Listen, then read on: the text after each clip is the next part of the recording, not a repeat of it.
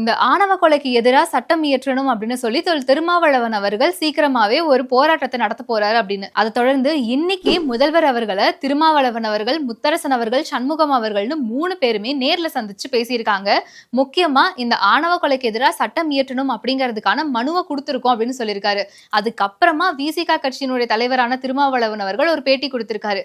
அதுல அவர் பேசியிருக்க விஷயங்கள், நாங்க இந்த ஆணவ கொலைக்கு எதிரான சட்டத்தை இயற்றணும் அப்படிங்கறத பத்தி தான் முக்கியமா குறிப்பிட்டிருக்காரு.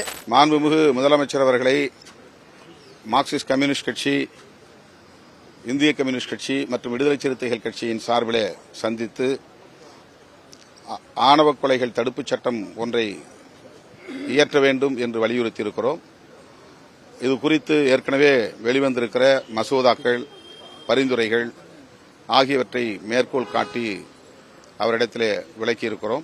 இருந்தாலும் இத பத்தி முதல்வர் என்ன சொல்ல போறாரு, இதுக்கான சட்டம் சீக்கிரமே இயற்றப்படும்னு சொல்ல போறாரா, இல்ல என்ன மாதிரியான பதில தர போறாருன்னு எல்லாரும் அவளை வெயிட் பண்ணிட்டு இருந்தா, அவர் தன்னுடைய எக்ஸ் தளத்துல இவங்க 3 பேரும் என்ன சந்திச்சாங்க, உடல்நிலை சரியில்லை அப்படின்ற காரணத்தினால இப்போ உடல் நலம் எப்படி இருக்குன்னு விசாரிக்கிறதுக்காக வந்திருக்காங்க, வந்த எல்லோருக்கும் நன்றி அப்படிங்கிற மாதிரி தெரிவிச்சிருக்காரு.